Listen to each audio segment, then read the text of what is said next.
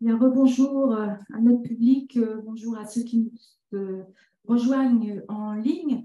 Nous allons entamer la deuxième session de cet après-midi avec une table ronde intitulée « Ensemble face aux défis de la fatigue, quels axes, méthodes et synergies pour développer des recherches réellement transversales et réellement collaboratives ». Alors, nous avons le plaisir d'accueillir non pas 6, mais 7 intervenants, puisque Ingrid Banovic, qui nous a fait plaisir de nous rejoindre, s'est intégrée à la table ronde. Alors, je vais tout d'abord passer la parole aux invités que vous ne connaissez pas encore, donc ceux qui ne sont pas intervenus ce matin pour se présenter. Merci Isabelle, merci de cette invitation. Donc, professeur Claire Tourny, je suis physiologiste de l'exercice et je travaille surtout sur les problèmes de prévention et de la santé et sur tout ce qui est cardio-respiratoire. Bonjour à toutes et à tous, Ingrid Banovic, je suis responsable du projet IMAC, de l'échelle multifactorielle d'asthénie chronique. J'en avais parlé il y a 2 ans à la première journée des fatigues. Bonjour et merci de nous avoir invités. Je m'appelle Christian Baudelot, je suis sociologue et en fait je suis le vice-président d'une association qui s'appelle Rénalou sur les maladies rénales, puisque j'ai donné un rein, un droit à mon épouse et nous parlerons des fatigues. Bonjour, je m'appelle Alain Trockman, j'étais chercheur d'abord en neurobiologie puis en immunologie toute ma vie jusqu'à la retraite il y a déjà 8 ans, mais en fait j'ai jamais arrêté et depuis je continue dans le domaine de la maladie de Lyme et il y a pour ceux qui connaissent cette maladie, il y a une fédération, la Fédération française des maladies vectorielles à tiques. Et je suis le président du conseil scientifique de cette fédération. Et je travaille aussi sur le Covid long en collaboration avec Dominique Salmon. Et puis, depuis quelque temps, j'échange assez régulièrement avec Isabelle. Bonjour, merci également pour l'invitation. Donc, Mathieu Gruet, je suis professeur des universités à l'Université de Toulon. Je suis directeur adjoint d'un laboratoire qui s'intéresse aux interactions entre l'activité physique et la santé. Et au sein de ce laboratoire, je suis responsable d'un axe justement qui travaille sur les origines et les conséquences de la fatigue, à la fois sur la prévention primaire, mais également dans le cadre de l'analyse sur certaines pathologies chroniques, comme les maladies respiratoires. Merci. Alors, sur le déroulement de la table ronde, comme vous le voyez, c'est une réflexion collective en fait. Il n'y aura pas de diapositive. Nos invités vont réagir par rapport à des thématiques que nous avons préparées au sein du groupe de travail et nous avions aussi posé une question en ligne aux inscrits et on reprendra des éléments de ce qui nous a été remonté par ces personnes. Il y aura 3 parties pour la table ronde. Les 2 premières de 15-20 minutes avec 10 minutes de questions. La 3e un peu plus longue de 40 minutes et on essaiera de garder un temps pour les questions à la fin. Donc, je reviendrai plusieurs fois les questions et les réponses. Alors déjà, pourquoi vous avoir proposé aujourd'hui pour cette Biennale des fatigues une table ronde? Vous avez vu que nous avons un travail de longue haleine pour essayer de mettre en commun des outils, des solutions et pour permettre aux personnes qui vivent la fatigue d'échanger, de partager. Ça, nous le faisons depuis le début. Mais nous nous sommes dit, en nous emparant du sujet, que si l'on n'avançait pas sur des recherches qui permettraient d'étayer différentes hypothèses, de réfléchir à des outils thérapeutiques, de faire de l'évaluation, en s'adressant aux personnes qui ont les méthodes et qui ont l'expérience, dont nous invitons aujourd'hui, eh bien, on n'avancerait pas sur la préoccupation fondamentale des malades, qui est quand même « trouvez-nous des solutions ». Donc, on s'est dit, on va faire un appel aux chercheurs qui ont envie de venir réfléchir. dans une perspective, en allant chercher dans toutes les sciences, que vous avez vu, les profils sont très variés, et on va essayer de construire ensemble les bases d'un cahier des charges. Qu'est-ce qui est important comme type de méthode, comme type d'outil, comme type de thème, pour faire avancer les connaissances. Et puis, on se fixe comme objectif, dans l'année interbiennale, d'aller chercher des financements et de construire avec ces chercheurs et d'autres qui nous rejoindraient des programmes pour avancer et produire des choses, sachant que la condition qu'on a mise, c'est que ça soit avec les malades, dès le début. Donc, d'où cette idée de réellement collaboratif et réellement transversal. Alors, je voulais commencer avec une première question aux intervenants. Ça serait de nous donner leur réaction par rapport à ce qu'ils ont entendu ce matin, puisque ce matin, on a montré que le groupe de travail, on pouvait aller chercher des données et on pouvait engager des choses.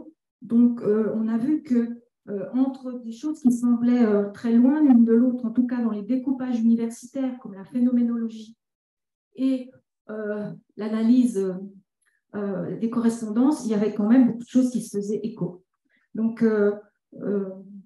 voilà, qui veut nous dire ce qu'il pense, juste un ressenti pour commencer, un avis sur ce qui a été dit ce matin, pour commencer cette table ronde.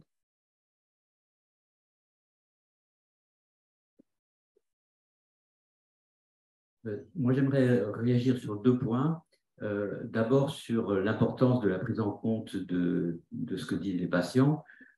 Très souvent, on considère que c'est important dans la mesure où ils ont une expérience qui est incomparable par rapport à celle des médecins.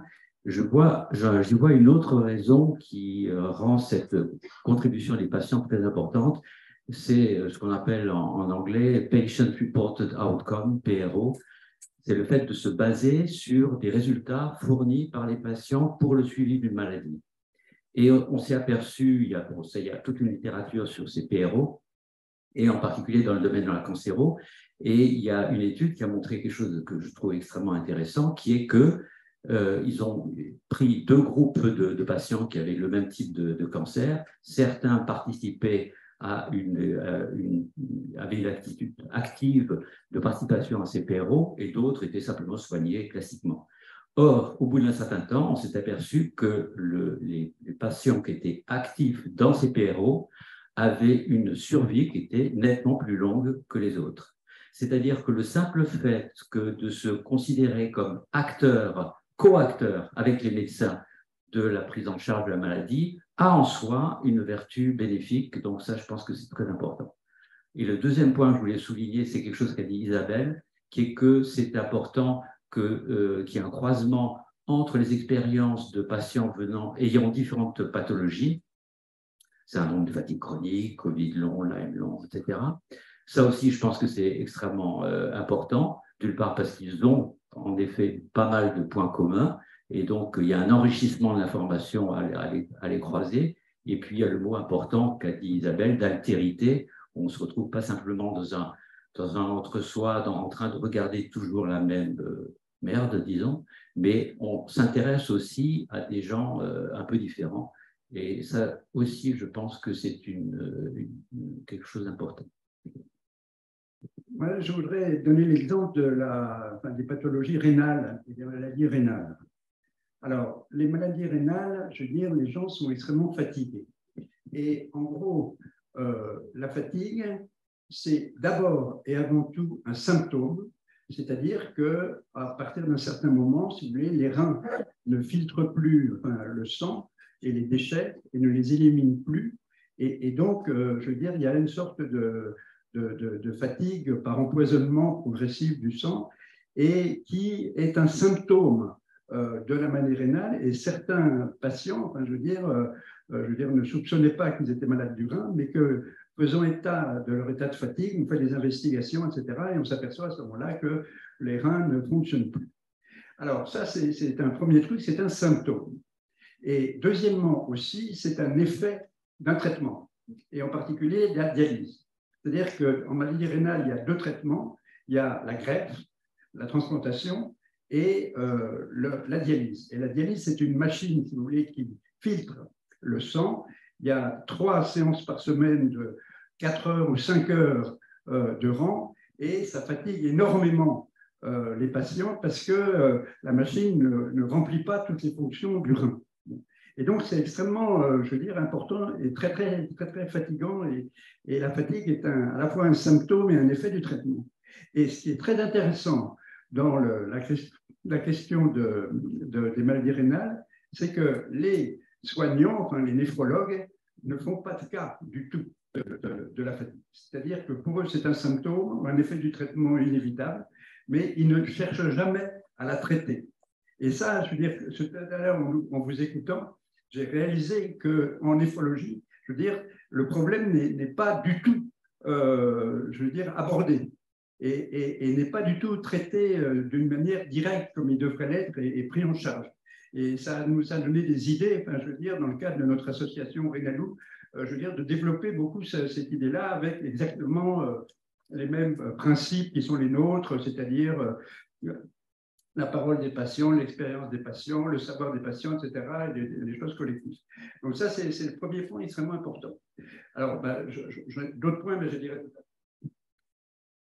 Alors, pour rejoindre la proposition d'Isabelle, ce qui a été dit par mes collègues de table ronde, mais aussi pour ajouter du grain à moudre, les recherches sur la fatigue ne peuvent être que collaboratives, et collaboratives avec les patients.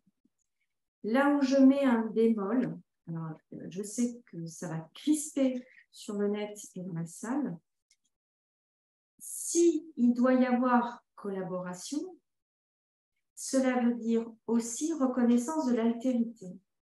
C'est-à-dire que oui, on peut avoir une maladie rénale, oui, on peut avoir un autre type de maladie chronique qui peut expliquer la fatigue chronique, mais on s'intéresse, on parle de quoi? Qu'est-ce qui nous fédère? Et donc, si on se reconnaît comme étant autour, fédéré, où on peut discuter tous ensemble et réfléchir à ce qu'est la fatigue. Alors moi, je déteste ce mot parce que ça ne correspond pas du tout à ce que vous pouvez rapporter. On sait très bien que les échelles d'évaluation, elles ne sont pas bonnes. Il n'en demeure pas moins que qui dit travail collaboratif, dit travail nécessairement, et ce n'est pas facile, c'est loin d'être facile, en synergie, en collaboration, malade, on va dire personnel médical, universitaire, quel que soit le champ académique, mais dans le respect mutuel et réciproque des places des uns et des autres. Donc, il y a nécessairement une complémentarité. Et ce qui peut être très difficile à certains moments dans les études collaboratives, c'est justement quand là, je vais parler de l'expérience IMAC. Moi, j'ai eu beaucoup de chance parce que j'ai pu travailler avec 2 grosses associations qui ne se sont pas fait la guerre. Mais à certains moments, ça peut être très compliqué de vouloir étudier la fatigue avec des associations de patients, mais qui vont vouloir avoir que le prisme, la fatigue au sein ou en lien avec leur maladie. Et là, il y a, il me semble, un objet de discussion à avoir tous ensemble, c'est qu'il me semble qu'on est globalement d'accord pour dire que le mot fatigue ne correspond pas, le mot épuisement est revenu, que cette expérience de la fatigue n'est pas nécessairement la même pour tout le monde et pas pour une seule et même personne, c'est variable dans le temps, c'est variable aussi le poids qu'elle va représenter dans l'existence ou autre, mais ça ne veut pas dire pour autant que cette expérience de la fatigue, elle est unique et intrinsèque à un type de pathologie. Merci Ingrid. Moi, je vais dénoter un petit peu par rapport au groupe. Donc moi, je suis dans la physiologie de l'exercice et donc je vais reprendre un peu l'expérience du groupe de recherche, donc de la pluridisciplinarité. J'ai rencontré Isabelle et puis Ingrid qui m'ont parlé d'un projet sur le syndrome de fatigue chronique et qui ont demandé qu'un laboratoire de physiologie et participe à donner et objectiver la fatigue. Donc moi, je parle d'un postulat que le vécu et le vivant, c'est une même chose.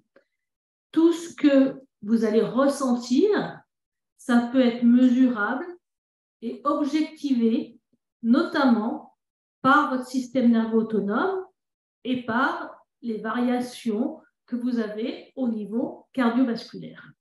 Donc, je suis partie du postulat que, globalement, on exprime une fatigue par des mots. Il y a des échelles de fatigue qui ont été faites, c'est pour ça qu'on travaille avec Ingrid. Et moi, j'ai voulu le montrer à des patients, donc l'association de patients d'Isabelle, pour montrer que les fatigues, d'un jour à l'autre, en monitorant la personne pendant 20 jours, 21 jours, 22 jours, on a eu plus de 30 jours, où tous les matins, j'ai demandé un exercice. Tous les matins, la personne faisait 8 minutes couchée, puis 7 minutes debout. On avait des réactions du système nerveux autonome qui pouvaient être semblables d'un jour à l'autre ou différer d'un jour à l'autre. Et on a catégorisé des fatigues avec des carnets de bord où j'avais des gens qui me disaient « moi, je me lève le matin et puis finalement, je crois que ça va bien, mais j'ai un vertige. » Donc moi, j'ai traduit le vertige, mais j'ai traduit j'ai regardé mon enregistrement cardiaque, j'ai analysé mon enregistrement cardiaque au niveau temporel et spectral et j'ai vu des choses. Et puis, le lendemain, je vais incarner, la personne me disait, c'est un syndrome de fatigue chronique. Je suis allée faire les courses de Noël et le lendemain, j'ai senti une fatigue. Je remesure cette fatigue de la même façon et je trouve un enregistrement très différent de l'avant-veille. Donc, objectiver une fatigue, c'était dire aussi à des patients, votre fatigue, elle est réelle, elle est objectivée et le discours, la sémantique que vous avez, donc je n'ai pas les mêmes mots qu'une philosophe, et bien globalement, moi, sur mes données, effectivement, j'ai des choses qui sont complètement altérées. Donc, quand on dit la fatigue quelque part, il y en a qui disent c'est dans la tête, ou on s'écoute trop, ben la fatigue, on a des chiffres, on a un enregistrement électrocardiogramme et on voit des choses différentes. Donc, j'arrêterai là. On a des études en cours pour expliquer tout ça, pour dire ce que vous ressentez les patients, les différences, les nuances que vous pouvez avoir. Et bien, ces nuances, elles sont exprimables et objectivables par des outils scientifiques. Oui, je rejoins ce qui vient d'être dit, mais je pense parce qu'on vient un peu du même domaine. Je suis également physiologiste de l'exercice et au-delà de données, par exemple, cardiovasculaires sur la variabilité de la fréquence cardiaque, vous avez aussi des données au niveau cérébral, des corrélats de la fatigue au niveau cérébral, qui peut être de l'excitabilité ou de l'inhibition de certains neurones, et qui, dans certaines populations, notamment des populations où on peut avoir de l'hypoxie sévère, bon, c'est pour d'autres populations, des maladies respiratoires sévères, vous avez vraiment des marqueurs cérébraux de la fatigue qui peuvent être identifiés. Donc, je rejoins ce point-là sur la possibilité d'objectiver quelque chose. Et il y a aussi une manière d'objectiver la fatigue qui est, si on va plus sur un champ de la fatigue musculaire, parce qu'on a vu dans les rapports des patients que la fatigue est souvent exprimée relativement à une tâche, c'est ce qu'on appelle souvent la fatigabilité, et typiquement dans le cadre de la fatigue musculaire, on va dire qu'une fatigue musculaire se voit quand il y a un déclin des performances musculaires, et typiquement avec certains types de tests musculaires que l'on peut faire de manière répétée, comme des mesures de force maximale, on peut être capable aussi d'objectiver la fatigue. Donc je pense que c'est vrai que c'est important de mettre ça en avant. Et la deuxième chose que je voudrais dire, c'est que moi, dans mon laboratoire, on est beaucoup à essayer de trouver les origines de la fatigue. Est-ce qu'on y arrivera? C'est quelque chose quand même qui est assez complexe. Mais j'ai envie de dire que ça doit être un peu le fil rouge finalement de la recherche. Mais je pense qu'il ne faut pas oublier de s'intéresser aux conséquences de la fatigue. Nous, par exemple, on travaille beaucoup sur l'impact des écrans ou le télétravail, sur la fatigue mentale que ça va engendrer, mais surtout les conséquences que ça va avoir sur le quotidien.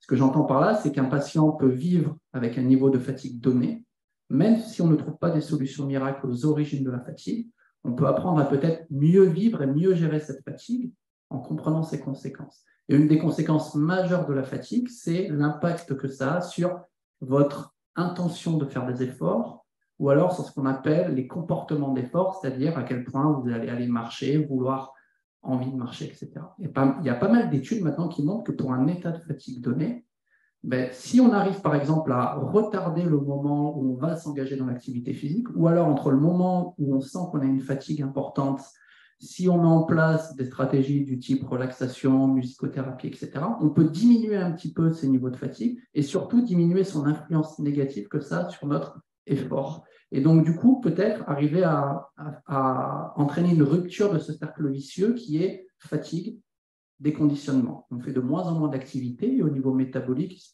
il peut se passer certaines choses qui vont faire que finalement, on va accentuer à nouveau cette fatigue. Donc, je pense que pour un niveau de fatigue donné, il faut prendre conscience qu'on peut agir sur ce niveau-là, sans forcément chercher les origines, mais plutôt avec des stratégies tenter de réduire l'état au moment présent de fatigue. Et peut-être que ça va nous faciliter à nous engager dans l'activité physique, notamment, et peut-être arriver à entraîner une rupture de ce cercle vicieux. Donc voilà, c'est un peu le message que je voulais faire passer. Les origines, c'est quelque chose d'important. Aujourd'hui, dans la littérature, on voit des modèles avec 10, 15 variables prédictibles. C'est extrêmement compliqué.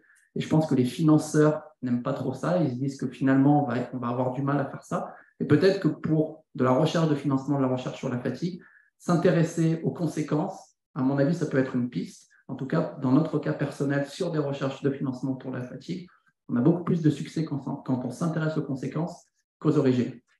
Mais je ne dis pas qu'il faut abandonner la recherche des origines, évidemment. Je voudrais qu'on approfondisse deux points issus des premiers échanges. La première, on entend qu'il y a façon d'objectiver. Les malades nous avaient demandé justement, on a posé la question si vous aviez une baguette magique et aucune contrainte, quel axe, quel thème de recherche sur les fatigues lanceriez-vous?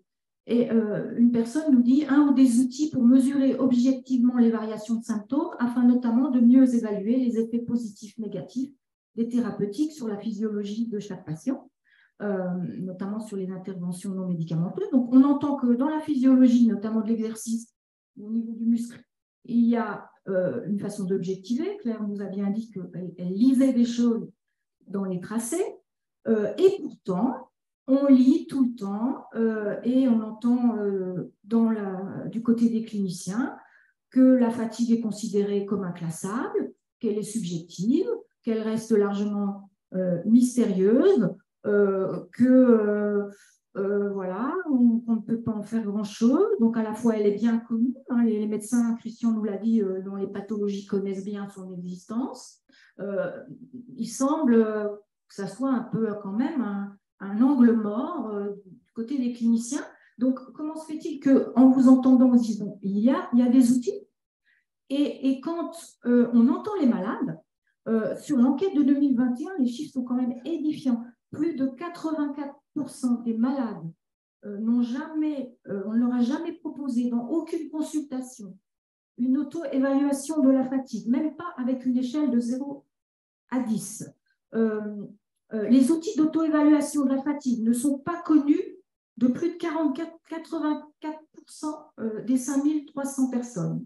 On leur a proposé 89% des répondants, on ne leur a jamais proposé aucune prise en charge de leur fatigue. Quand on leur a proposé une prise en charge, prescription de médicaments dans 57% des cas, prise en charge psychologique dans 33% des cas, et donc les malades se tournent vers les thérapies complémentaires.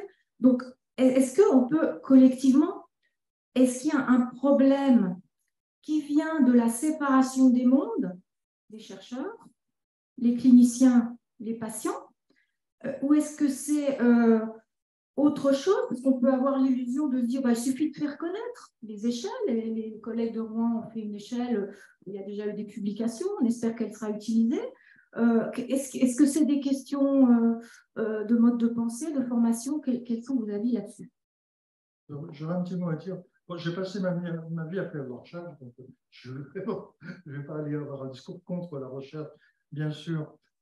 Quand on voit dans différentes maladies, il y a une recherche effectivement d'avoir des preuves objectives de la fatigue. On n'y est peut-être pas, en particulier en routine clinique, en recherche peut-être. Moi, j'aurais un discours un petit peu inverse. Alors là, je vais reprendre ma casquette de médecin. Même si on n'a pas de preuve objective, il est indispensable d'écouter les malades. Ça s'appelle la clinique. En médecine, il y a deux façons de travailler. Il y a la clinique, c'est l'écoute, c'est l'échange. Et puis, il y a l'autre source d'information, ça s'appelle la paraclinique, c'est la biologie, c'est les radios, c'est tout ce qui est instrumental. Et même si on est dans une situation où il n'y a aucun compteur qui a une petite aiguille qui bouge, on n'a pas le droit de dire vous n'avez rien. C'est dans la tête. Bien sûr que c'est dans la tête, mais ça veut dire qu'on en a une tête. Je veux dire que si on exprime des choses, bien évidemment, c'est dans la tête. Toutes les expériences, elles se ressortent de la tête. Et donc, je pense qu'il y a un choix qui est compliqué. Il faut avancer des deux côtés. Il faut avancer. Bien sûr que si on a des preuves, si on a dosé la fatigabiline, vous avez une fatigabiline à 240, évidemment. Ah oui, vous allez à 33, vous n'êtes pas mal. Donc, on est loin d'avoir encore des marqueurs relativement clairs, univoques. Et en attendant d'en avoir un, c'est vraiment important comme revendication de dire qu'il faut que ce que disent les malades soit entendu. Et je pense que c'est pas du tout en contradiction.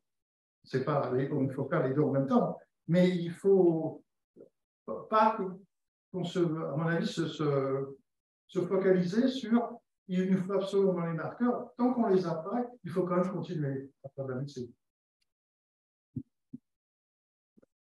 Alors, je pense que je ne vais pas parler pour ma collègue Claire, mais je vais parler pour moi dans le côté psychologique.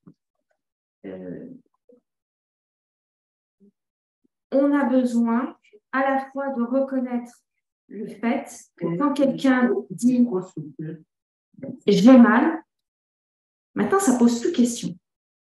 On est d'accord. Maintenant, il faudrait que quand quelqu'un dit « je suis fatigué, je suis épuisé », on puisse travailler avec ça. Je suis aussi 100% d'accord avec vous. Il faut aussi des indicateurs qui soient audibles par le ministère de la Santé, par des pourvoyeurs de fonds, etc. Il n'en demeure pas moins que si on se rappelle de ce qu'est la douleur, parce qu'on a beaucoup d'analogies fatigue-douleur, il y a des liens, le fait d'être douloureux entraîne de la fatigue, mais les deux phénomènes sont des phénomènes à la fois physiologiques et psychologiques. On a besoin d'une physiologie de la douleur, comme on a besoin de marqueurs objectifs de la fatigue. En revanche, là où il y a un travail sur les conséquences de la fatigue, et alors c'est pour revenir à ce que disait Isabelle, je pense qu'il y a un vrai prisme complexe lié à la fois, on va dire, épistémologique, philosophique au sens large et pas d'un point de vue disciplinaire en tout cas. Globalement, les médecins ne peuvent entendre, ne peuvent échanger que sur quelque chose qu'ils identifient, qu'ils reconnaissent et surtout qu'ils peuvent traiter. Dès qu'il n'y a pas de traitement, dès qu'ils n'arrivent pas à objectiver d'un point de vue médical, c'est compliqué. Je pense que ça, c'est votre quotidien de malade. En revanche, là où ça devient extrêmement compliqué, et la douleur est un modèle qui peut nous aider, et qui peut fédérer peut-être des gens qui sont réticents à travailler sur là où les fatigues, parce que c'est un truc vaseux, parce qu'on ne sait pas trop bien d'où ça vient, etc., c'est qu'on peut être très, très fatigué, mais pour autant, la maladie n'est peut-être pas très, très grave. C'est comme la douleur, vous pouvez avoir une rage de dents, ça fait absolument mal, mais on va dire que votre pronostic vital n'est pas engagé. Tout comme dans certaines maladies, quand la fatigue apparaît, malheureusement, les gens sont déjà au stade terminal de leur cancer. Donc, il y a aussi une révolution, peut-être aussi copernicienne, à faire pour nous, à la fois du côté médical, mais aussi dans notre conception de la fatigue. Ça veut peut-être dire, oui, j'ai une fatigue sévère, oui, j'ai une fatigue qui est handicapante, mais peut-être que pour autant, je ne suis pas en danger. Je peux faire. Merci. Donc, sur ces fatigues, je vais revenir un petit peu sur ce qui s'est dit. Pour l'instant, on est en train de traiter les données. Mais il y a des choses qui nous donnent de l'espoir. Donc, l'espoir, je vais essayer de vous le faire un petit peu partager. Il y a, dans des fatigues, il y a des gens qui ont des cas où chaque jour apparaît une nouvelle fatigue, objectivée avec une nouvelle fatigue qui n'a rien à voir avec la fatigue de la veille. Et on arrive à catégoriser à peu près entre 5 et 6 types de fatigue avec un bon descriptif. Mais on a des gens également qui sont stables dans la fatigue. Et la stabilité de la fatigue peut nous faire percevoir qu'on pourrait trouver un traitement quand on a une stabilité d'une dérégulation du système nerveux autonome, si elle est stable dans le temps. Pourquoi? Parce qu'on a des pathologies qui vont avoir des similitudes au niveau de ces fatigues-là. Et donc, faire un diagnostic par un médecin sur des gens de syndrome de fatigue chronique, où on fait une analyse avec peut-être une durée plus longue, on demande un enregistrement pendant 5, 6, 7 jours. Et les gens stables, on peut imaginer qu'un jour, on pourra avoir un traitement de ces fatigues. Pas pour les gens qui sont perturbés chaque jour différemment, mais pour des stabilités, on peut penser qu'il pourrait y avoir un traitement. Moi, j'aimerais parler de deux types de mesures, celle qui peut être en auto-évaluation et celle qui est faite par les professionnels. Alors, sur l'auto-évaluation, je pense que il y aura un grand intérêt à ce qu'il puisse y avoir une application qui permette de donner une note quotidienne par exemple, tous les soirs à l'état dans lequel on est, dans la mesure où on sait que dans beaucoup de syndromes post-infectieux, il y a une fluctuation, c'est des maladies oscillatoires, il y a des périodes de rémission, il y a des périodes où ça va beaucoup plus mal. Et en tant qu'ancien neurobiologiste, je suis absolument persuadé que si on arrivait à mesurer la fréquence de ces pseudo-oscillations, on aurait des informations qui seraient là-dedans, mais simplement on ne l'a pas. On ne l'a pas parce que personne n'est allé chercher ces données. Or, il suffirait d'une application sur smartphone où chacun gère en auto-évaluation, il dit voilà, aujourd'hui, mon niveau c'était catastrophique, 1 ou 2, puis un autre jour, et qu'il annote ça de ce qui a pu se passer, qu'est-ce qui a pu se passer récemment, soit dans son état de santé, soit des chocs émotionnels qui peuvent avoir influé sur son état. Et déjà, pour pouvoir constituer un registre de données exploitables ultérieurement par les scientifiques, ces outils d'évaluation sur smartphone serait quelque chose de très utile. Il n'y a pas besoin d'inventer la lutte parce que je sais que, par exemple, les psychiatres s'occupent de syndrome bipolaire ont développé ce type d'outils pour que les malades s'évaluent eux-mêmes. Donc, il y a déjà, disons, le squelette d'une application qui est utilisée en France et ça va pouvoir être extensible. Ça, c'est pour l'auto-évaluation. L'autre évaluation, moi, j'étais très intéressé par ce que vous disiez, Claire, parce que bon, ce que vous faites, ce que vous avez fait, c'est donc un test d'intolérance orthostatique, donc qui ne peut être fait que par un médecin, même si ça ne demande pas un appareillage compliqué, c'est pas des trucs, c'est pas un scanner, hein, il suffit de mesurer la pression sanguine et la fréquence cardiaque. C'est donc pour un médecin, c'est du matériel absolument basique. Ceci dit, c'est lui qui va être en mesure d'exploiter ces données.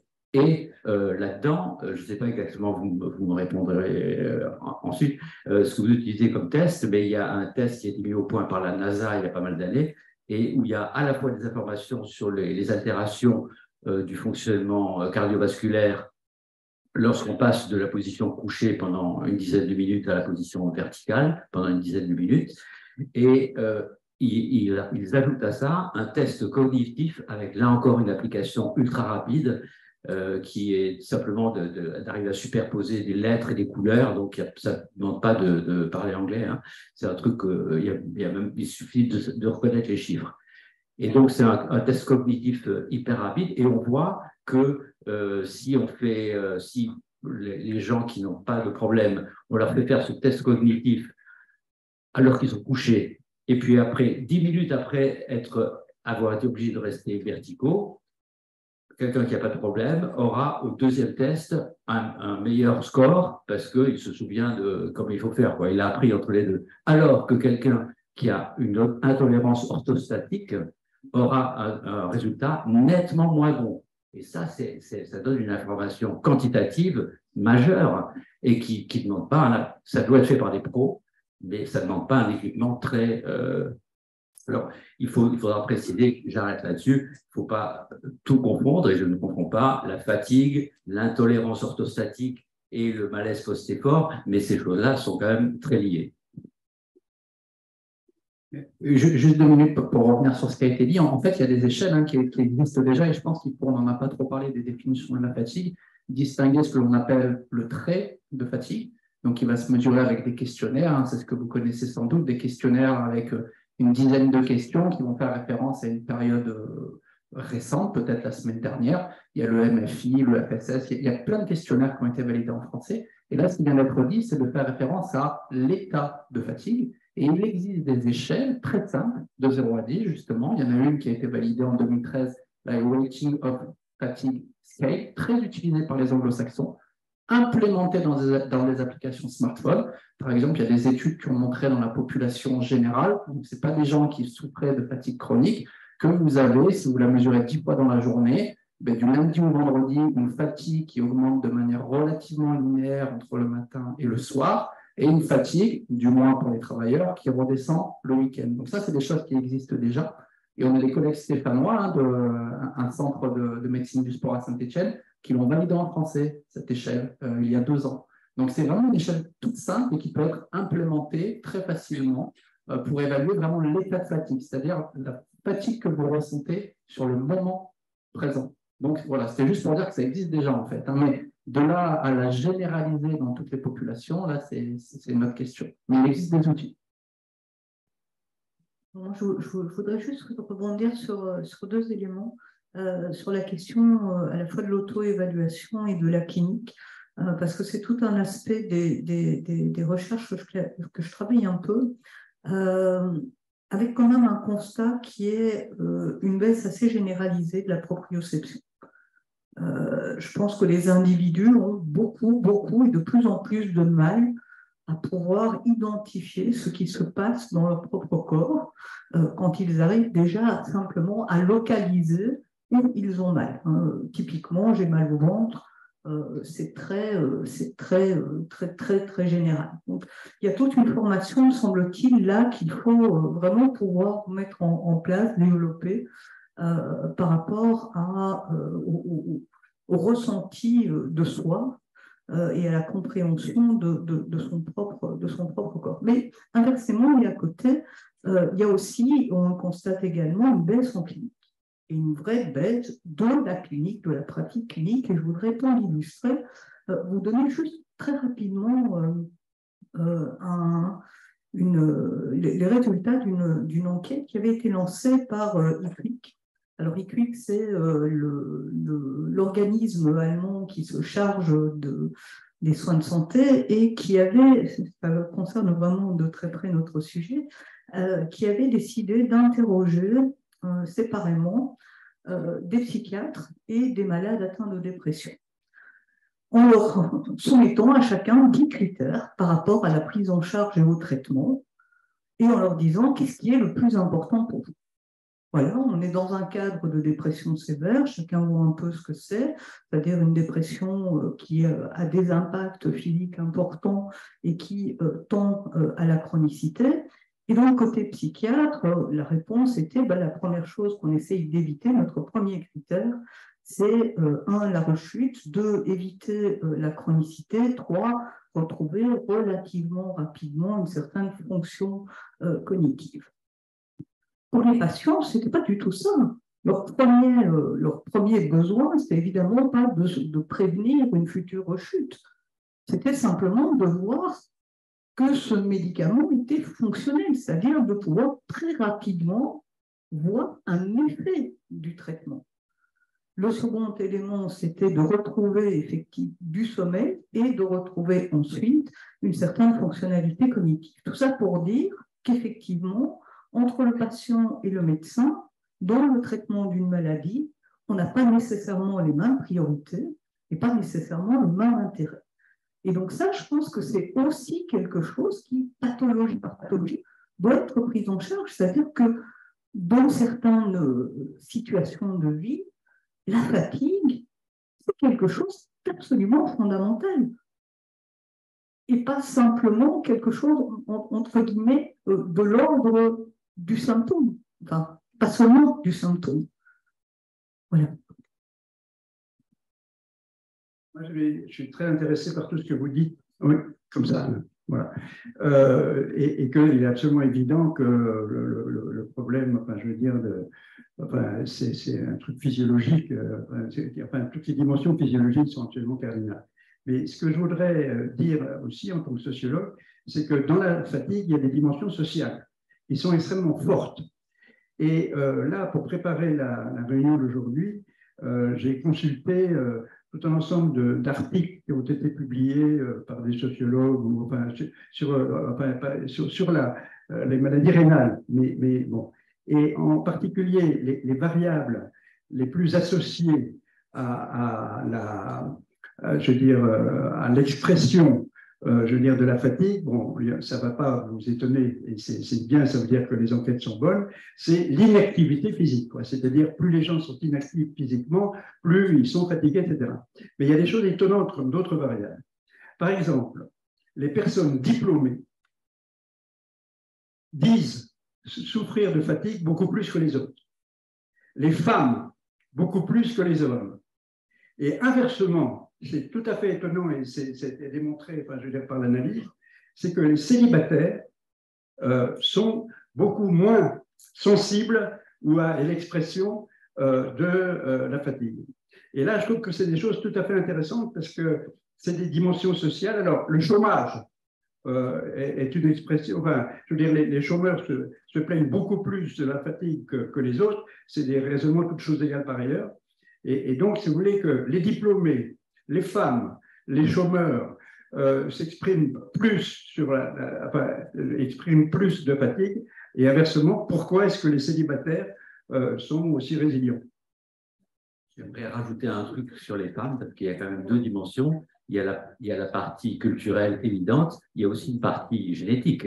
Et en tant qu'immunologiste, je rappellerai que face à une infection virale, les femmes et les femelles d'animaux ont une bien meilleure défense contre un virus que les hommes, et ça, c'est pas culturel. Et face à des maladies auto-immunes, elles ont une beaucoup moins bonne défense. Elles font beaucoup plus de maladies auto-immunes, et c'est pas culturel. Donc, bien sûr qu'il y a les dimensions culturelles, je veux pas mais il ne faut pas oublier cette partie-là. Et je le dis notamment pour les médecins spécialistes de médecine psychosomatique qui, quand ils voient ce type de maladie, disent oui, mais elle est hystérique, etc. Et souvent, ces médecins sont très, très ignorants en immunologie. Alors, en général, quand je commence ça, c'est que ça va être compliqué. Ouais. Non, c'est pas que c'est mauvais signe. La première chose, et je rejoins votre avis, madame, il faut être capable de mettre en mots ce qu'on ressent. Or, c'est l'une des difficultés, alors ce n'est pas propre aux personnes qui ont une fatigue chronique, c'est ce qu'on appelle la lexithymie, en langage technique, c'est-à-dire la capacité déjà à faire la distinction entre ses émotions et ses sensations physiques et arriver à les communiquer. Or, on sait que dans certaines situations, notamment d'hospitalisation, le fait d'être tellement mal physiquement, on ne peut pas mettre en mots. Et dans la pratique psychologique, en général, les personnes que l'on voit pour une prise en charge psycho, mais pas forcément pour les prendre en charge parce qu'ils ont des troubles psychiatriques lourds, on arrive à les aborder que quand ils commencent déjà à aller un peu mieux. Donc, il faut déjà avoir conscience que les cas de fatigue les plus sévères, comme tous les cas des patients les plus douloureux, en général, ils ne parlent pas parce qu'ils ne peuvent pas. Ça, c'est la première chose. La deuxième chose, dans l'évaluation,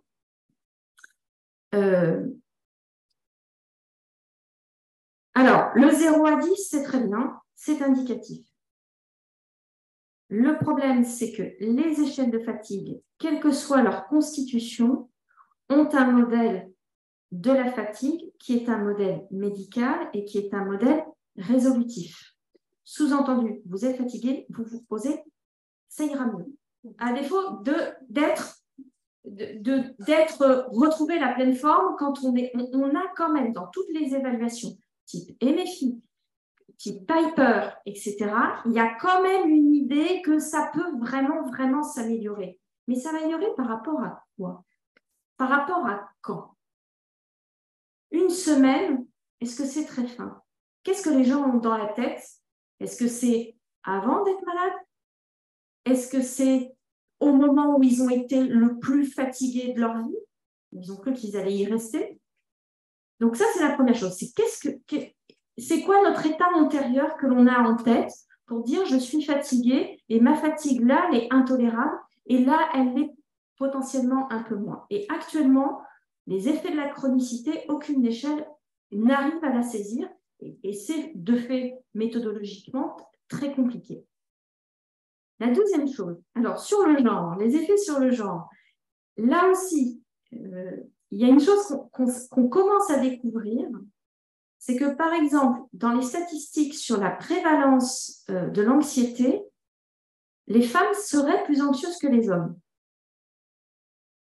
Sauf que les hommes n'expriment probablement pas l'anxiété de la même façon. Et donc, quand on va évaluer avec des échelles standardisées l'anxiété, bien sûr globalement, elles sont justes, mais probablement qu'elles auraient tendance à surévaluer les femmes et à sous-évaluer les hommes. Et donc, on a tout intérêt, et c'est aussi l'un des enjeux de la médecine de demain, c'est aussi l'enjeu aussi des évaluations en psycho, c'est bien sûr, on fait tous partie de l'être humain, bien sûr qu'on a des choses communes hommes-femmes, mais on sait très bien que sur certains aspects, et notamment la verbalisation des émotions, l'identification des émotions, aussi la capacité à s'intéresser à ce qui se passe dans notre corps, à prendre en charge un problème de santé, ça reste quand même beaucoup plus féminin que masculin.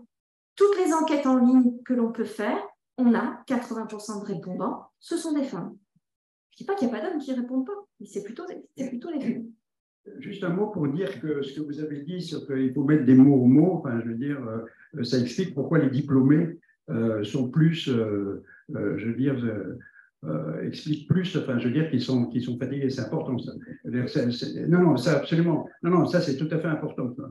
Mais par contre, il y a quelque chose qui n'est pas expliqué, c'est les célibataires. Alors là, pourquoi est-ce que les célibataires sont aussi peu fatigués ou ne disent ça, c'est vraiment tout le reste, ça se comprend. Je veux dire, et ça se comprend très très bien. Oui, il faut comprendre. Je voudrais qu'on revienne, si vous voulez bien, sur un point, mais qui est lié, la question de la variabilité qui est venue. C'est fluctuant d'un jour à l'autre, c'est variable.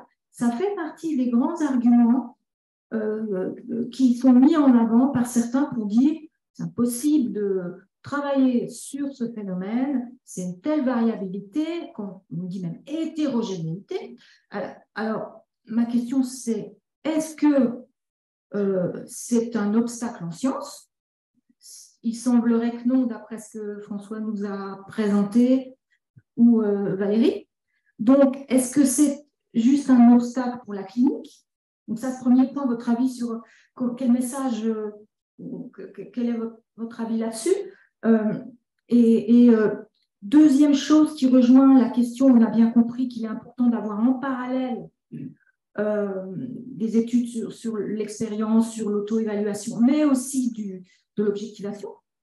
On a eu une question, enfin dans les projets de recherche, c'était quelqu'un qui disait est-ce qu'il serait possible de voir avec les progrès d'imagerie quelque chose du côté notamment de la fatigue intellectuelle, mentale, du type un peu de ce qu'on voit dans les Covid longs avec des hypométabolismes.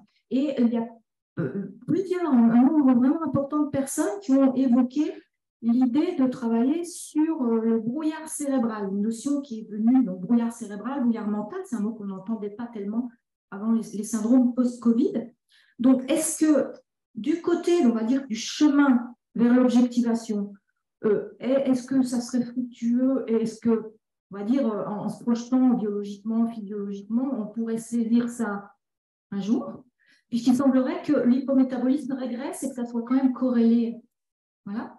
Est-ce que c'est une bonne voie? Et sur la question de la variabilité, quels arguments on pourrait donner aux personnes, donc aussi quand on leur repose cette question-là, sur la variabilité de leur fatigue et le fait aussi, j'ajoute, que quand ils arrivent chez le médecin, déjà, ils sont sous adrénaline, ils ont préparé une grande liste de questions, ils sont à fond, c'est invisible, ça ne se voit pas, ils sont très en forme, voilà, et ils n'arrivent pas à dire, alors sauf si toutes les associations conseillent objectiver, donc venez avec qu'avez-vous pu faire cette semaine. Avant, je marchais jusqu'à la boulangerie à 800 mètres. Maintenant, 10 mètres dans mon appartement, ça c'est impossible. Objectivation dans le monde du patient.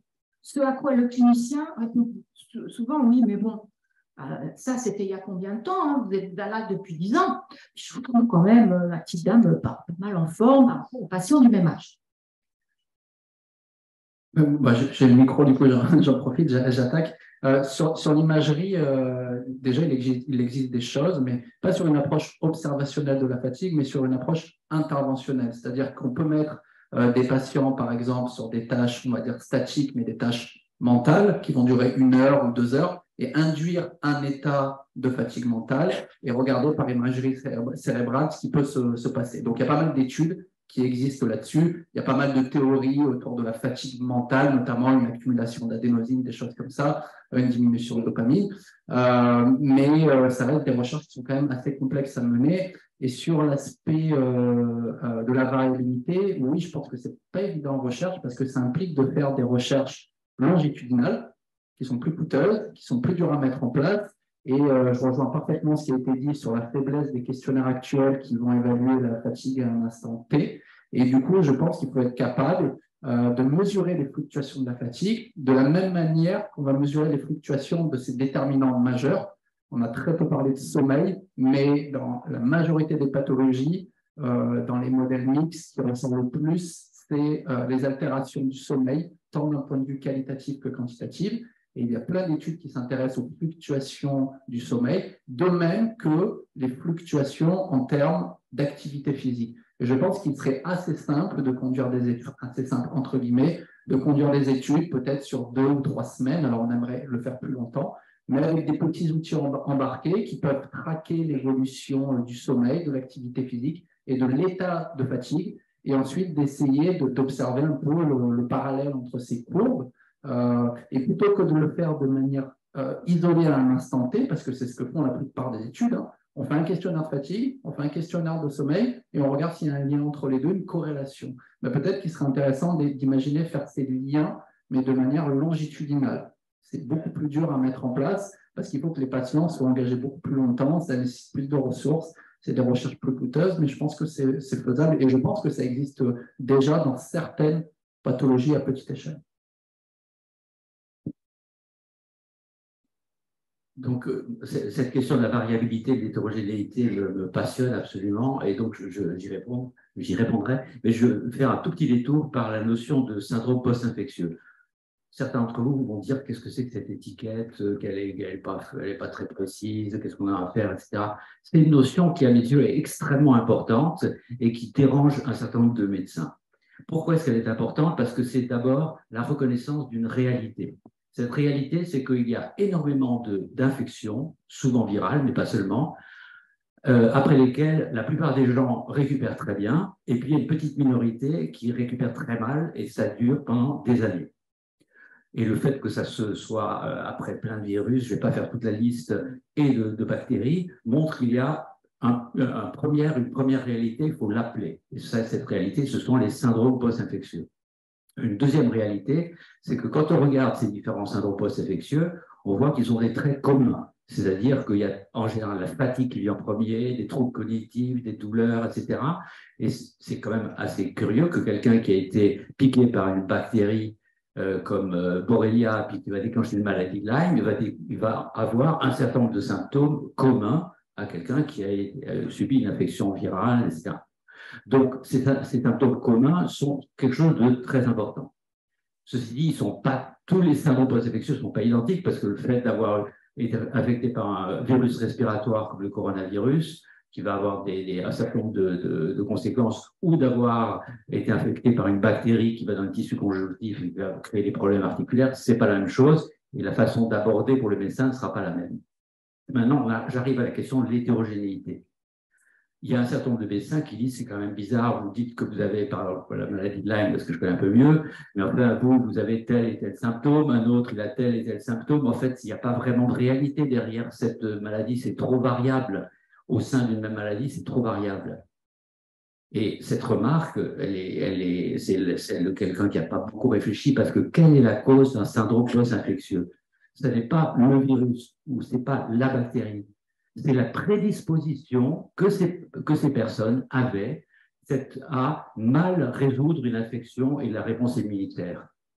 Et souvent d'ailleurs, ça peut se remarquer, si on y fait attention, dans les maladies de la petite enfance. Les gens qui font des syndromes post-infectieux, souvent, ils faisaient beaucoup de maladies infantiles et qui duraient pendant quelquefois des mois. Ils avaient de la peine à résoudre ces petits problèmes. Et puis ça passait, on n'en parlait plus. Donc, les racines des syndromes post-infectieux, c'est l'incapacité qu'ont les individus à mal résoudre des infections, et ces incapacités ne sont pas les mêmes chez chacun.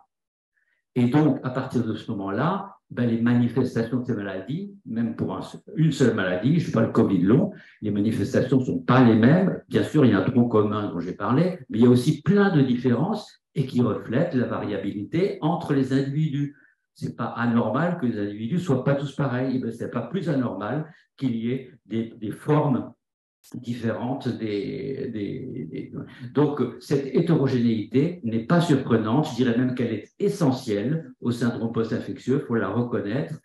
Alors ça donne pas des clés, et puis je terminerai sur un dernier point, qui est qu'en revanche, il y a une autre variabilité pour laquelle je n'ai pas de réponse, c'est la variabilité qui a été évoquée plusieurs fois, d'un jour sur l'autre. Pourquoi un individu donné, un jour ça va mieux, etc.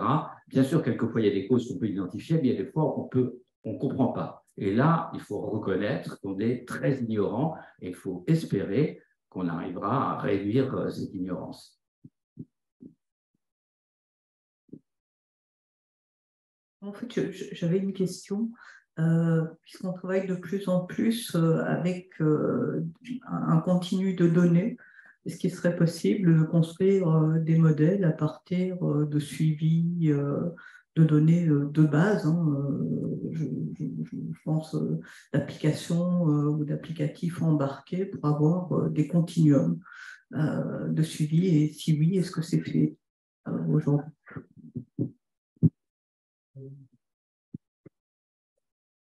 Je travaille dans un laboratoire dans lequel on travaille sur la science de la complexité, avec énormément de données et ce qu'on appelle actuellement les big data.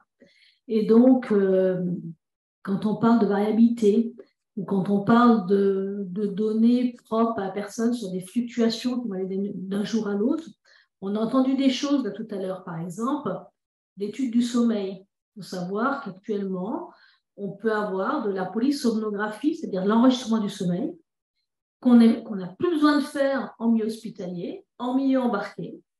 Et on peut avoir ces éléments technologiques qui arrivent, et il y en a de plus en plus avec des retranscriptions qui peuvent être en direct, de la télémédecine, choses comme ça. On peut avoir également donc, l'actigraphie qui permet également d'avoir toute l'activité de la personne.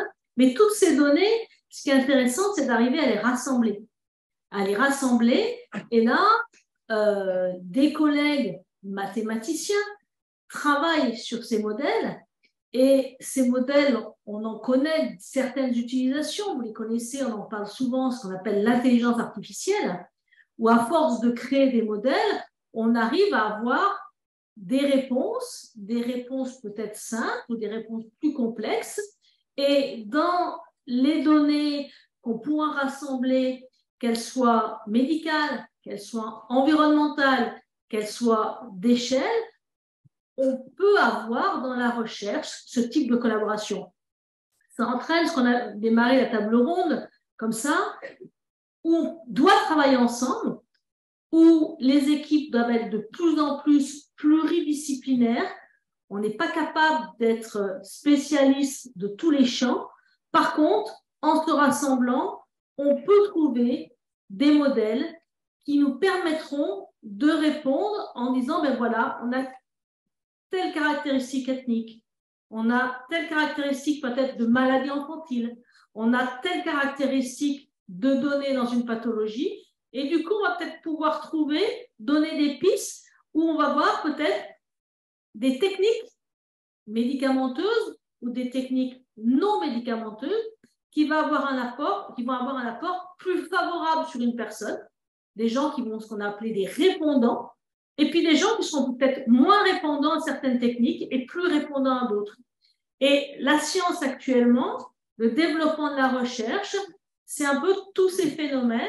Et la recherche actuelle, c'est une recherche internationale où les équipes parlent, discutent et collaborent.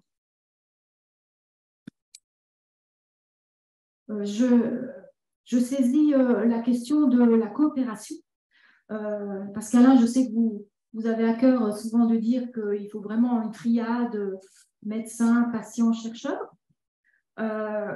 Donc, quelles sont selon vous les conditions pour qu'on puisse coopérer ou les obstacles? Parce qu'il me semble, savoir expérientiel, c'est à toutes les sauces, c'est partout, on a l'impression. Donc, quand on vit une expérience, on prend de la distance, on apprend seul en se posant des questions sur ce qui se passe en soi, on apprend dans des communautés au sein des associations, et après, on est capable de prendre de la distance et d'agir, de vivre avec ou malgré la maladie. Il y a les patients experts, il y a les patients ressources, il y a les patients partenaires, etc.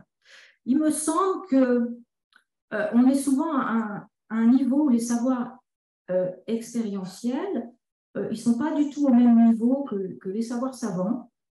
En tout cas, ils ont du mal. Ils sont intégrés à certains moments dans le système, mais qu'il y a quand même une hiérarchie qui reste. Et les personnes nous ont exprimé aussi que ce ne sont pas forcément légitimes.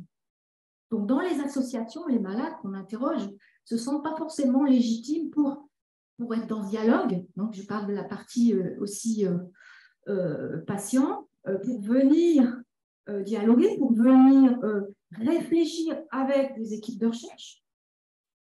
Qu'est-ce qui, à votre avis, qu'est-ce que vous attendez au niveau des personnes dans la forme d'engagement, parce qu'il s'agit bien d'un engagement à réfléchir ensemble, et qu'est-ce qu'on pourrait inventer comme condition pour que cette coopération de réflexion commune puisse être facilitée?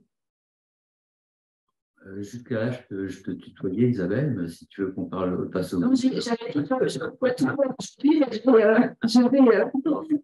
Donc, oui, effectivement, c'est quelque chose dans nos discussions où je suis souvent revenu sur l'importance à mes yeux de cette triade patient, médecin, chercheur.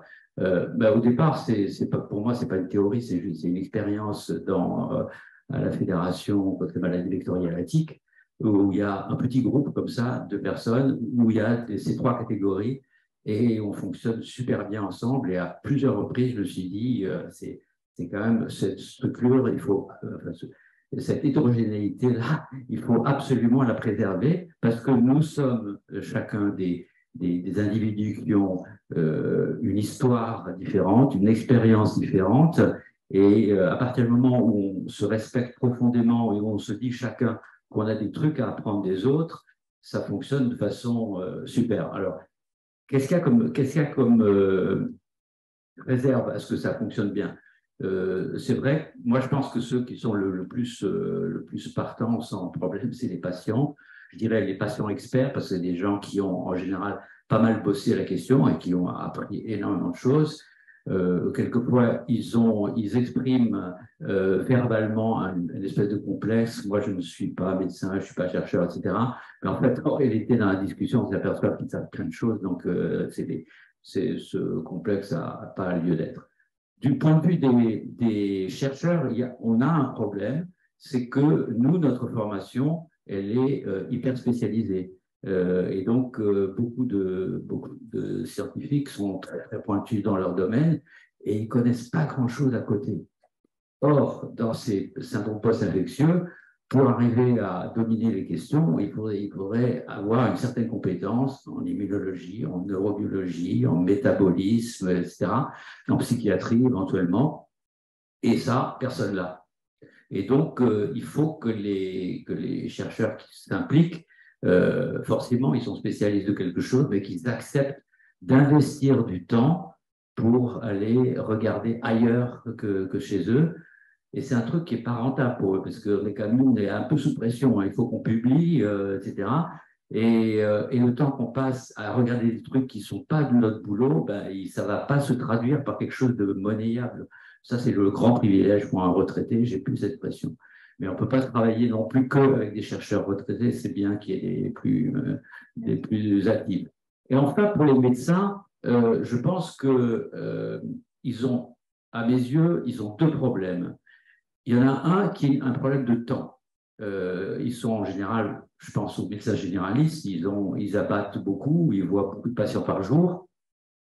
Et le fait de passer du temps pour agréger les données, les mettre en forme, pour que ça puisse être exploitable pour la recherche, c'est du temps qu'ils n'ont pas. Et donc, ils hésitent à le faire.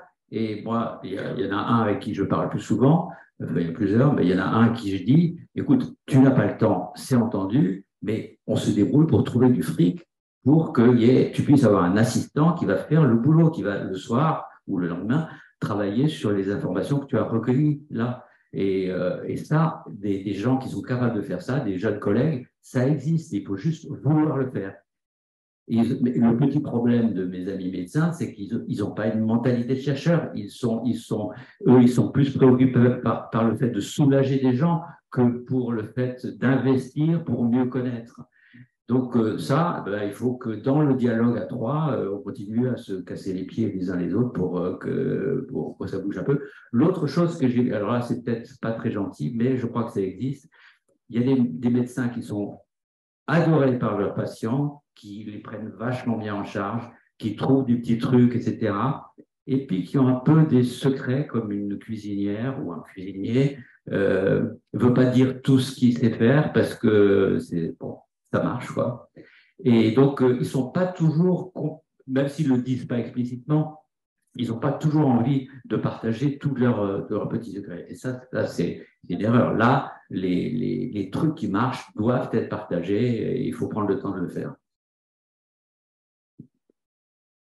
Alors, pour compléter ce que vous venez de dire, sur lequel je suis, on va dire, à 100% dans la même lignée et en accord avec vous, ce qui est aussi très compliqué, c'est que là, on est en train de parler d'un design médecin, patient, chercheur. Mais ce dont il faut aussi avoir conscience, c'est que, par exemple, nous, dans l'équipe IMAC, on est 2 psychologues et une physio. Mais même avec ma collègue psychologue, mais qui est d'une autre sous-discipline, pour se comprendre, c'est compliqué. Première chose. Et en fait, on n'est pas sous la même sous-discipline. Donc, il n'y a même pas une querelle de théorie, de machin. Hein. On est de 2 sous-disciplines différentes. Donc, il y a parfois des complexités à communiquer, c'est-à-dire de quoi tu parles, est-ce qu'on parle bien de la même chose, etc. Donc, déjà, ça prend du temps, il faut mettre les choses à plat, qu'on soit tous d'accord. Donc, quand on est sous une table ronde avec des médecins, des patients experts, des chercheurs, ça veut dire qu'on va passer peut-être 2 heures, 3 heures à se mettre d'accord sur est-ce qu'on parle bien tous de la même chose, ce qui est la première chose. Et la deuxième chose, ce qui est très difficile, c'est comment on peut intégrer, faire un modèle avec des données qui sont par nature très différentes. C'est-à-dire que ce que fait Claire, on est dans la même équipe de recherche. Ce que fait Claire et ce que moi je fais, on ne fait pas du tout la même chose. Mais on essaye de trouver des ponts. Peut-être qu'on ne les trouvera pas, mais on essaye de se donner les moyens de faire des ponts. Mais c'est, comme vous le disiez, très coûteux en temps, en motivation, parce qu'il faut y passer du temps, et il faut aussi s'ouvrir sur le fait qu'il y a des choses qu'on ne sait pas, qu'on ne maîtrise pas. Et donc, pour que un groupe de recherche, on va dire interdisciplinaire, transdisciplinaire, vous le dites comme vous voulez, avec des patients experts, avec des associations, je pense que pour que la mayonnaise prenne, parce que c'est ça, c'est qu'il faut que les éléments s'agrègent pour que ça fonctionne, il faut respecter de part et d'autre ce que l'on sait, ce qu'on ne sait pas, ce que l'on peut apporter et ce qu'on ne peut pas apporter, et aussi accepter l'idée qu'on va être, et ça c'est le principe du scientifique, et on n'est pas tous en mesure d'accepter ça, c'est de se dire, je ne sais pas, je me suis trompé. Et alors moi, pour ajouter un peu plus de complexité à la complexité qui est déjà réelle, c'est qu'il me semble très important que les dimensions sociales soient étudiées, si possible, par des sociologues. Et alors là, c'est encore plus compliqué, mais je veux dire, c'est très compliqué. Enfin, j'apprécie beaucoup ce que vous avez dit en disant concrètement, enfin, je veux dire, bon, abstraitement, on voit bien la triade, enfin, je veux dire, ça s'impose, quoi. Mais à partir du moment où on est dans le réel, avec qui on travaille, etc., et ça devient beaucoup plus compliqué. Mais je pense que c'est compliqué, mais c'est possible, et c'est surtout extrêmement souhaitable, et que les dimensions sociales soient prises en compte. On a travaillé à l'INSERM, alors peut-être pas sur la triade, mais sur la dyade, chercheurs et associations de malades. Donc il y a eu 2 grosses études qui sont toujours disponibles à l'INSERM sur les relations entre chercheurs et associations, vues du point de vue des chercheurs, et une autre étude vue du point de vue des associations. En fait, ce qui se passe au début, c'est qu'il y a beaucoup de réticence des 2 côtés à prendre contact, pour les associations, pour les malades, à s'affronter aux scientifiques. Ils en ont un petit peu peur, ils en ont un petit peu. Non, c'est comme on les considère un peu comme des espèces de personnes qui savent tout, des sorciers, un peu. Et de la part aussi des chercheurs qui ont peur qu'on vienne les embêter, qu'on vienne leur dire ce qu'ils ont à faire, qu'il y ait des conflits de pouvoir. Et en fait, on se rend compte quand ça se passe bien que chacun s'est resté à sa place totalement. Mais le demande, c'est-à-dire que moi, je vous rappelle dans les entretiens qu'on a eus, quelqu'un d'une association qui me dit, alors les chercheurs qui disent qu'ils s'intéressent tout le temps au quotidien des malades, moi, je m'en méfie. Je préférais qu'ils s'intéressent à leur boulot. Le quotidien, on peut leur raconter quand ils veulent. Et donc, ils ne cherchaient pas du tout à prendre leur place. Et il y avait, il y avait aussi une typologie. Il y avait des chercheurs qui s'entendaient très bien avec les assos, qui travaillaient et pour qui c'était devenu un besoin à la fois scientifique pour avoir des informations, mais aussi un besoin professionnel pour savoir pour qui ils travaillent, etc. Il y en avait qui étaient beaucoup plus opportunistes, qui étaient contents d'utiliser le soutien ou l'argent. Mais il y avait aussi un groupe qui était très opposé et qui disait les associations, ils vont m'embêter, ça va me faire des conflits d'intérêts, chacun chez soi. Enfin, je veux dire que c'est pas aussi évident, même s'il est politiquement, chic quand même maintenant de dire qu'il faut travailler avec les malades, on adore les associations. C'est pas la totalité. Enfin, je veux dire, c'est pas vrai, quoi. Et aussi le côté manipulation. Les associations, elles sont aussi souvent utilisées. Alors, dans certains appels d'offres, maintenant, il faut qu'il y ait une association. Donc, on remplit le dossier, on fait tout le dossier, on l'a pas. On les appelle. Est-ce que vous serez associé à tel projet de recherche? Parce que les projets de recherche européens, il faut une association. Mais on ne peut pas travailler comme ça. Je veux dire que ce n'est pas du travail, c'est de la manipulation. La justification, c'est décoratif. Ils ont des beaux logos. En pédiatrie, il y a des petits ours. Enfin, ils ne sont pas là pour décorer le protocole. Si on ne travaille pas dès le début ensemble, les couples, associations, équipe de recherche et équipe de recherche, pas seulement un chercheur, toute l'équipe, ils travaillent ensemble, ils ne se lâchent plus après. Ils ont des expériences de travail pendant 15 ans ensemble et qui sont extrêmement productives. Mais je crois qu'il faut qu'on se méfie aussi du côté un petit peu chic et élégant. C'est bien de travailler ensemble, c'est bien parce que c'est collaboratif. Souvent, les gens ne l'ont jamais fait, donc ils ne savent pas trop ce que c'est. Et ce n'est pas facile, hein. C'est pas facile. Moi, j'ai travaillé avec des personnes, on s'engueule aussi assez souvent. C'est pas parce que les gens sont représentants de malades qui sont angéliques et qui ne sont pas emmerdants. Hein. Il y a chez les chercheurs des gens emmerdants, dans les assos aussi. Hein. Alors, on est sur on a mis le doigt sur la question d'une des difficultés qui sont les enjeux de partage de savoir entre les soignants, les malades, les chercheurs, ou je dirais même du partage de l'ignorance, enfin de la connaissance qu'on est ignorant. Si les gens la partageaient, c'est peut-être une base qu'on peut poser. Je voulais parler du côté du groupe de travail et aussi de notre côté. Alors, il y a eu la première phase où on s'est rencontrés autour du mot fatigue. On a tous dit que le mot il est à jeter à la poubelle, mais ça n'a pas été gênant qu'on ne sache pas le remplacer. Parce qu'on s'était fixé quand même comme premier objectif la sémantique et on l'a laissé de côté. Donc, on s'est dit, finalement, quand on fait le tour de toutes les associations avec les maladies chroniques, cette fatigue pesante, etc., qu'on renomme épuisement, on n'a même pas besoin de la décrire, on se reconnaît, on travaille ensemble. Il y a une phase où on s'est sentis tous ensemble. Et puis après, dans les discussions qu'on a, mais on fait beaucoup de travail à distance, c'est la première fois qu'on se rencontre le groupe de travail, et notamment, j'ai rencontré, pour préparer la technique Manuela, qui est là, la modération de l'association rénale, qui m'a parlé de la fatigue dans les maladies rénales.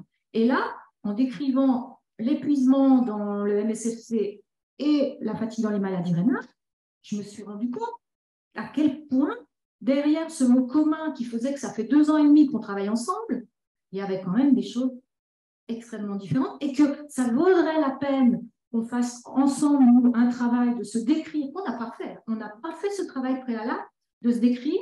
On est directement passé à la fatigue. C'est un épiphénomène, elle est mise de côté par les soignants. C'est le problème numéro 1 des gens, quelle que soit la pathologie, et on a foncé cette journée des fatigues. Donc, on se rend compte qu'on a aussi un travail à faire entre nous et qu'on est loin de connaître les réalités de chacun. Mais ça n'est pas un obstacle. Et en revanche, sur la question des territoires, voilà, ne soyons pas angélistes, il y en a dans les associations, parce qu'on est aussi quelque part forcé à défendre notre chapelle. On est là avant tout pour défendre nos adhérents, qui ont payé une adhésion, qui comptent sur nous pour défendre leurs droits. Le système de santé est organisé comme ça, il y a une compétition institutionnalisée dans les associations, pour les appels d'offres, au sein des maladies rares, etc. Donc, ça veut dire que quand on veut faire du travail au-delà des frontières, on doit le faire en plus, le faire malgré le manque de ressources bénévoles, sans ressources financières. Et la question de la confiance, là je voulais ajouter la question de la confiance et le temps, parce qu'à la SFC, sur le travail sur l'EMAC avec Ingrid et Claire, combien de temps ça fait déjà entre l'idée qui est arrivée, le fait qu'Ingrid, elle, commence à s'engager, qu'elle réunisse des collègues, qu'on puisse monter qu'il y ait les dossiers de comité de protection des patients, qu'on puisse commencer, peut-être à 6 ans là, quelque chose comme ça, 2018, c'est Ingrid. Donc la question de ce temps aussi, et de la durée sur l'association avec, on n'est pas allé en disant à l'équipe des collègues, on veut tout de suite des résultats, on savait que ça serait très long, on ne sait jamais à quel point, et là on commence à récolter et la confiance entre les personnes qui fait qu'on n'a plus besoin de redéfinir, on sait qu'on va dans la même direction, chacun est dans son champ de compétences. Quand ils ont besoin de savoir des malades, on va les chercher à l'association et après on les laisse travailler. Alors, moi je travaille sur la fatigue chronique, pas le SFC, hein, fatigue chronique depuis 2008. On a commencé à travailler avec la SFC au conseil scientifique, je crois que c'était en 2012, où on a commencé à discuter du problème de l'évaluation. Et j'ai pu constituer, parce que ça ne veut pas dire qu'entre-temps, je n'ai pas cherché, c'est que mes collègues n'étaient pas nécessairement intéressés, parce que du côté des psychos, c'est « oh bah ils sont fatigués, ils sont dépressifs ». Ben non. Oui, il y en a, ils sont fatigués, mais comme ils sont fatigués, ils sont dépressifs, ça oui, d'accord. Mais il y en a certains, ils sont fatigués, mais ils ne sont pas dépressifs. Et du côté des médecins, c'est leur maladie. Oui, mais non, mais ils sont en rémission, mais ils sont presque fatigués. Oui, mais de toute façon, on ne s'en préoccupe pas parce qu'on ne peut pas traiter. Donc, quand vous cherchez des experts dans un champ, que ce soit médical ou scientifique, eh bien, le groupe a pu être constitué en 2016. C'est ça, donc 7 ans, ça fait 7 ans. Il y a des gens qui sont partis, il y en a qui sont venus, qui sont partis, etc. Mais le groupe, en tant que noyau dur, ça fait 7 ans et on commence à récolter les fruits au bout de 7 ans. Voilà.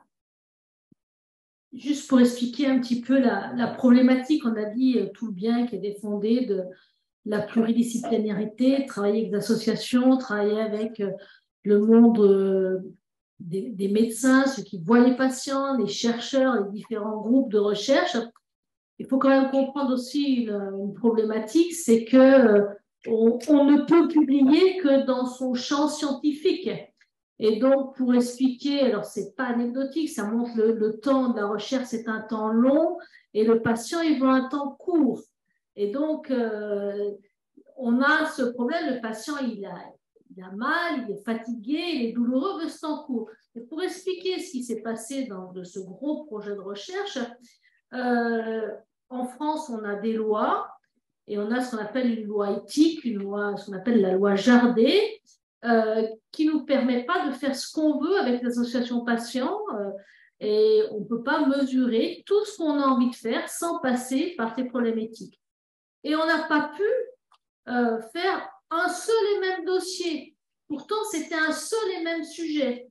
Du coup, autant de dossiers que de champs scientifiques pour expliquer pourquoi on est aussi sur un temps long. Et un dossier, quand on commence à le faire, ça met des fois 1 an, sans compter les coûts des assurances quand on est avec des patients. Les assurances sont extrêmement onéreuses. Donc, pour expliquer un petit peu ce temps et pour expliquer qu'on comprend qu'il peut y avoir une certaine impatience sur les patients. Mais cette impatience, il faut en donner les clés. Et les clés, elles sont complexes.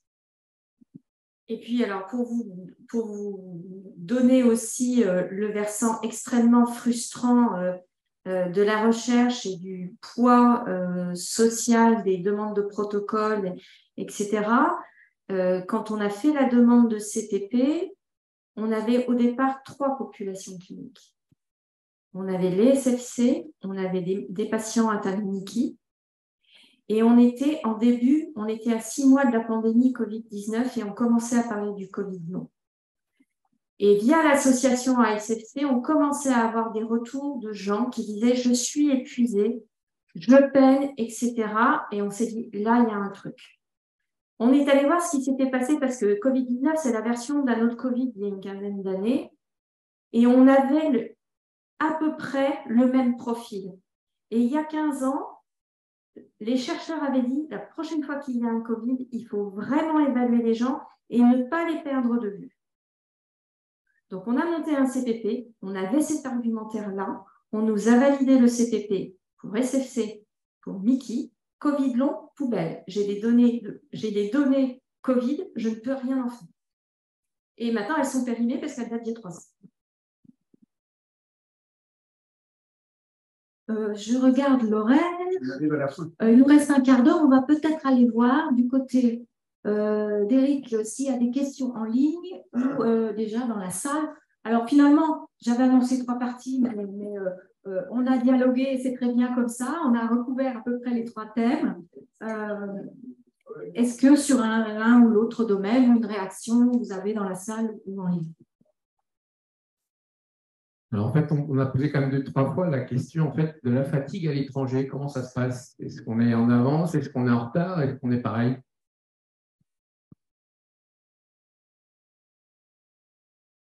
Moi, je travaille dans un autre laboratoire international. Je travaille avec Aspetar, qui est au Qatar.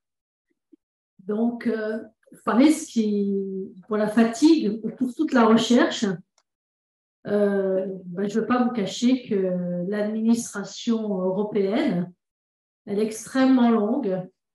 Et si je prends par exemple les études qui ont été faites sur la fatigue en post-Covid, on va dire qu'ils ont eu, au moins 2 ans d'avance, les chercheurs du Qatar, pour publier par rapport aux chercheurs européens.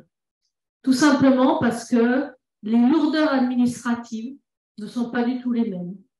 Et donc, voilà un peu des fois l'international. Alors, le Qatar, c'est aussi un pays qui est différent, et une mentalité différente, etc. Mais c'est aussi un pays de recherche. Et c'est un pays, ils vont tout faire pour être finalement dans l'élite au niveau de la recherche. Ouais, et moi, pour partager une expérience en Europe, ce coup-ci, sur une maladie que je connais bien, la bronchopneumopathie chronique obstructive.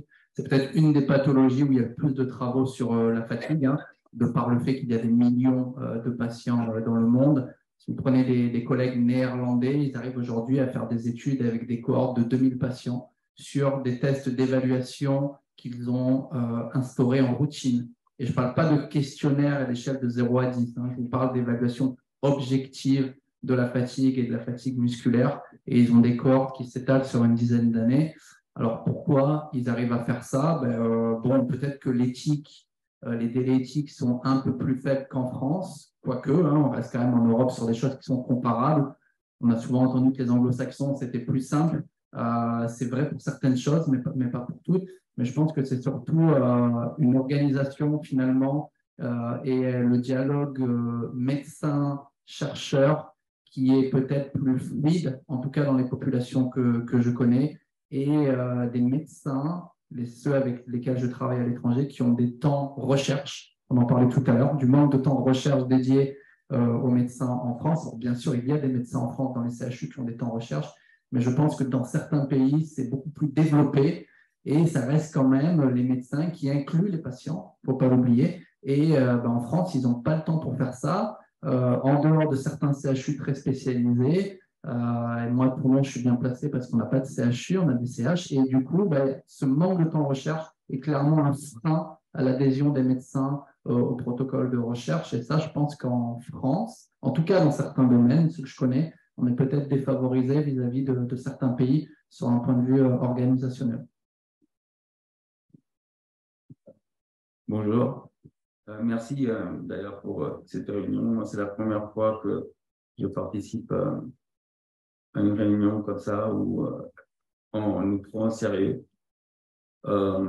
Et j'aimerais juste parler à vous, Madame Ingrid. Tout ce que vous avez dit, en fait, je m'y reconnais parfaitement. Je suis musicien et art thérapeute. J'ai attrapé le Covid 3 fois. Et du coup, maintenant, je suis invalide. Je suis reconnu par la NDPH. Je suis tombé parce qu'en fait, les recherches, c'est moi qui les ai faites. Je suis tombé sur 2 médecins qui m'ont dit que, en fait, ma fatigue chronique, c'était juste psychomatique. C'était pas du tout réel. C'était dans ma tête. Mon médecin traitant est un neuropsychiatre.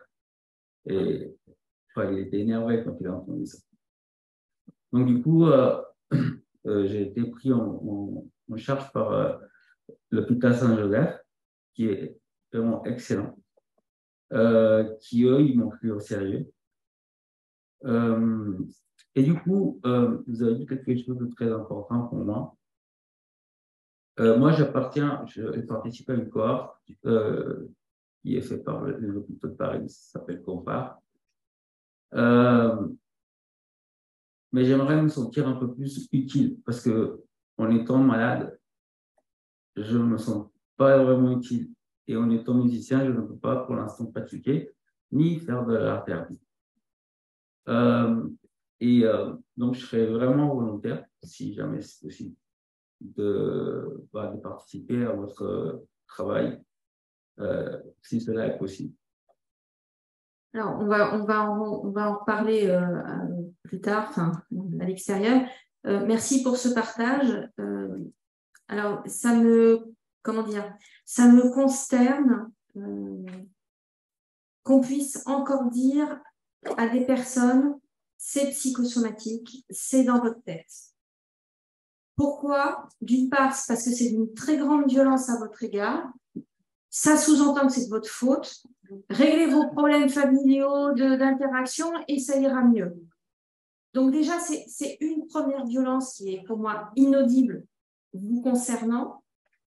Mais ce que ces médecins oublient, c'est qu'ils nous fusillent notre travail à nous les psychologues. Parce que quand nous, on doit passer après de tels discours, quand je me retrouve devant des patients et que je leur dis je suis psychologue et qu'ils me disent non, mais ma maladie, elle n'est pas dans ma tête. Non, mais vous imaginez à quel point c'est compliqué parce qu'il faut que j'explique. Non, mais attendez, je suis psychologue, c'est pas Sainte-Anne, c'est pas que Sainte-Anne.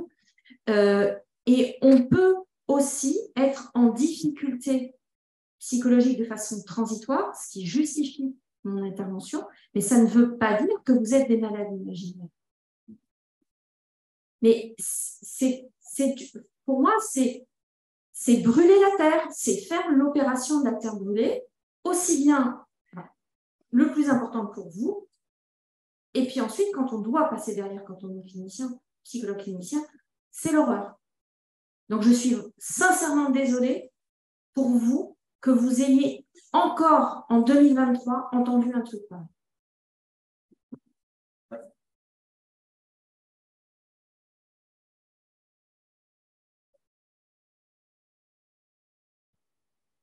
Bonsoir, je vous remercie.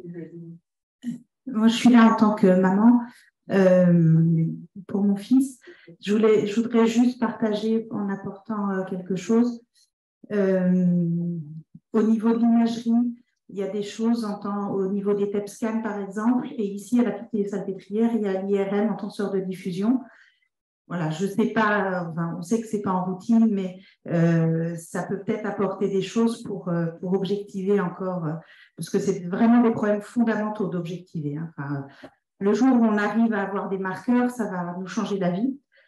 Et la deuxième chose que je voudrais juste partager, c'est l'avis du COVARS qui est sorti le 7 novembre cette année, enfin là, il y a quelques jours, sur le Covid long, et qu'ils ont étendu à tous les syndromes post-infectieux. C'est 47 pages.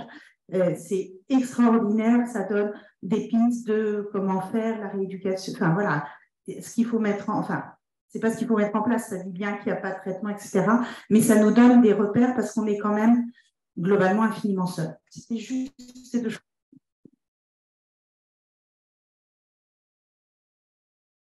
Je voudrais tous vous remercier de faire ce travail sur la fatigue ou les fatigues, parce que ce n'est pas un sujet dont on parle, parce que je pense qu'ici, on est beaucoup à représenter des pathologies des pathologies très diversifiées. Et moi, je représente une association des pathologies auto-inflammatoires, donc c'est des maladies qui sont très, très, très rares. Et moi-même, je suis atteinte de cette maladie depuis toute petite. Et j'ai été suivie en pédiatrie toute mon enfance jusqu'à mes 18 ans. Et rien qu'en pédiatrie, en fait, on n'a jamais eu une prise en charge psychologique sur les symptômes, on va dire, extra de la maladie, parce qu'il y a les symptômes associés à la maladie, voilà, la fièvre, les douleurs inflammatoires. Et après, il y a tous les autres symptômes qui sont liés, le stress post-traumatique, la fatigue chronique.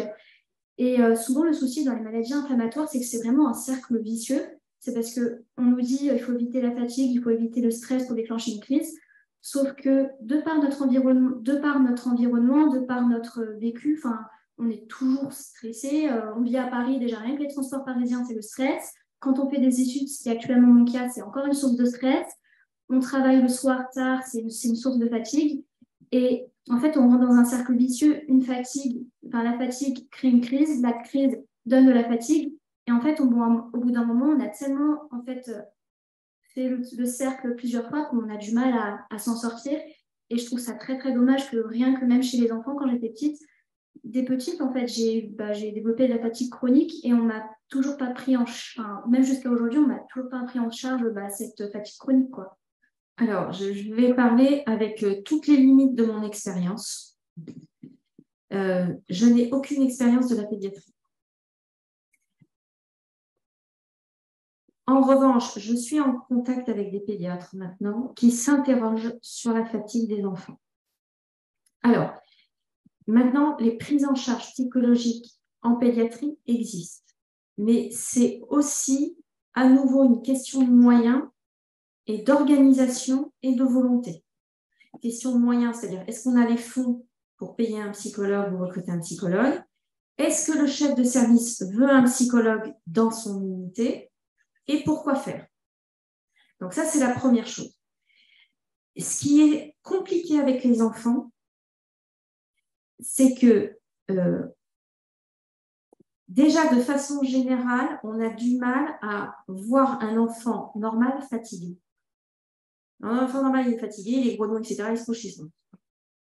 Et globalement, pour les pédiatres, ce qui est compliqué, c'est qu'ils vont être vraiment sur améliorer et traiter ce qui est crucial. Ça ne veut pas dire qu'ils ne voient pas la fatigue. C'est juste que, c'est compliqué pour eux de l'aborder, comme c'est difficile pour les adultes. Mais dans l'enfance, ce qu'il y a de supplémentaire, c'est que si maintenant, pour un enfant qui a mal, mais qui n'a pas de langage, mais qui comprend ce qu'on lui dit, on va lui demander de montrer.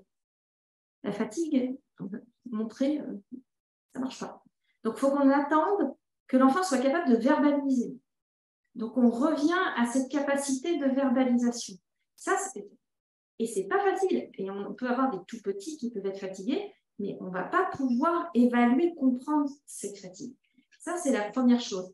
Et ensuite, d'un enfant à un autre, alors là, si on parlait des différences interindividuelles, des enfants entre 0 et 3 ans, je vais dire normaux, c'est-à-dire qui n'ont pas de problème de santé particulier, on va dire qu'ils sont tous différents et ils finissent par être assez homogènes en termes de langage, d'autonomie vers 4-5 ans. Donc, on va dire entre 0 et 6 ans, il n'y en a pas un qui est pareil. Donc, imaginez la difficulté pour essayer de comprendre qu'un enfant est fatigué, comment le décoder quand il ne parle pas et qu'il y a une très grande différence. La bonne nouvelle, c'est qu'on va peut-être commencer à s'y intéresser, mais on va s'y intéresser chez les plus grands. Pourquoi? Parce que chez les adolescents ou les pré-ados, parce qu'ils sont à un niveau scolaire, et on revient à cette idée de verbalisation, de capacité à s'exprimer, où ils sont globalement homogènes. Mais la difficulté, elle est à la fois en termes de moyens, mais aussi, les enfants, c'est par nature très hétérogène. Oui, bonjour à tous et toutes, toutes et tous. Donc, je suis patiente experte et je travaille avec les soignants et les soignés de l'hôpital Bichat en rhumatologie. Et donc, j'ai découvert en fait cette table ronde de par le fait que je suis aussi à l'association Aléphérique et aussi parce que mon parcours de patiente experte qui est un peu, me sent une certaine supériorité dans mes recherches, dans mes maladies, parce que quand on est patient lambda, c'est très compliqué d'avoir accès à une nouvelle connaissance, au fait qu'il y a des UTEP, que dans les UTEP, on peut avoir une formation sur l'hypnose, on pourra avoir une formation sur la fatigue, mais sur la douleur. Et ça, c'est difficile. C'est une fois que j'ai passé ce cran de se dire, je vais faire une formation de patiente experte, que je découvre qu'il y a beaucoup de choses, je suis sur Paris, beaucoup de choses à Paris et dans les hôpitaux. Mais pour trouver l'endroit pour aller jusqu'à ces réunions, jusqu'à cette connaissance-là, c'est compliqué. Mais depuis que je le fais, moi-même, je vais quelque part beaucoup mieux parce que j'ai appris, j'ai mon savoir à moi, ma compréhension des événements, des différentes interactions. Bon, ça, c'est une chose. Et donc, ma question par rapport à vous, c'est où en est la formation des nouveaux médecins, des futurs médecins, sur la connaissance, une formation qui serait plus bio-psychosociale, non pas seulement le symptôme, les traitements, oui, même s'il y a énormément à apprendre déjà ici. Est-ce que, puisque vous avez ces connaissances que ce soit en psychologie, qu'est-ce que font les nouveaux, les futurs médecins qu'on va avoir bientôt, qui vont aussi nous soigner, nous? Voilà, c'était cette question-là sur cette formation, parce que tant qu'elle n'y est pas au départ, comment est-ce que le jeune médecin il va pouvoir répondre et puis faire attention à la fatigue ou à la douleur? Alors, la formation en psycho, en médecine, elle s'est améliorée. On était de 10 heures, je crois, en première ou en deuxième année, il y a quelques années. Maintenant, alors ça dépend des universités, mais globalement, vous avez, notamment en première année de PACES, ils peuvent choisir une UE, donc une unité d'enseignement qui doit être de 50 heures à peu près, en psychologie. Ensuite, toujours, c'est très dépendant on va dire, des forces vives des universités et des liens entre les facs de médecine et les universitaires, les psychologues. Il peut y avoir des formations, c'est-à-dire des heures de dispensées en cours de cursus. Et souvent, ces heures dispensées sont des heures de psychologie médicale. Ça s'appelle comme ça. Mais c'est de la psycho. Alors, dans les facs de médecine, moi j'ai la chance d'enseigner sur deux facs, UFR de sciences du sport et UFR de médecine. On a une réforme de ce qu'on appelait avant l'internat. Et donc, cette réforme, c'est un système un petit peu avec un peu comme on pourrait dire un système de points où les étudiants vont avoir un certain nombre de points en prenant des UE libres. Ces UE libres, c'est des UE optionnels et il y a une quantité d'UE libres qui est beaucoup plus importante que ce qu'il y avait avant. Et dans ces UE libres, il y a des UE libres dans lesquels on a ces formations un peu sur de l'empathie aussi, apprendre à parler, apprendre à faire un diagnostic, apprendre à parler avec un patient. Donc, on a un petit peu plus de relations avec, pas beaucoup, mais il en existe et ça rapporte des points. Donc, il en existe et ça rapporte des points. On peut penser qu'on va rentrer dans ces UE. Mais effectivement, c'est extrêmement dépendant de l'université dans laquelle vous vous trouvez. Et donc, je ne pense pas qu'on puisse parler pour des universités. Enfin, moi, je ne connais pas les universités parisiennes, ce qui se passe dans chacune des universités. Et l'autre élément qui est aussi à savoir, c'est qu'il y a de plus en plus de formations pour les externes et les internes qui sont des formations interuniversitaires. Donc, justement, pour développer des types de prise en charge, des abords, communication avec les patients, annonces, diagnostics, etc. Donc, ça ne s'appelle pas psycho, mais c'est fait. Les universités, en fait, mutualisent leurs moyens pour faire des cours le plus souvent en hybride ou en distanciel, justement pour la formation des médecins. Donc, c'est en train de s'améliorer. C'est très dépendant, on va dire, de l'université dans laquelle les médecins sont forts. Je n'ai pas une question, c'est une constatation. Je pense que vous parlez beaucoup des médecins, Mais en tant qu'infirmière, plus de 40 ans, je pense qu'il serait bon aussi que tout le personnel paramédical soit formé à ce genre de situation, ce qui est loin d'être le cas. Et mon inquiétude, c'est de constater qu'il va fleurir des cabines avec des médecins et l'intelligence artificielle un peu partout dans les entreprises.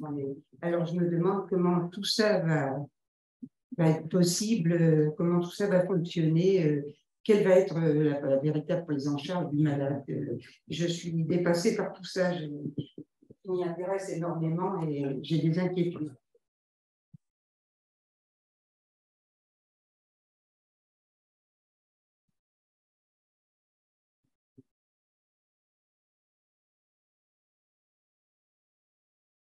Bonjour à tous. Moi, je voudrais revenir sur un élément de la prise en charge que je retrouve similaire à ce que du parcours du combattant que j'ai eu à niveau de la douleur.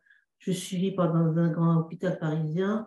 Le service est exceptionnel, mais comme pour la douleur, comme pour la fatigue, on ne m'a jamais parlé des centres de douleur.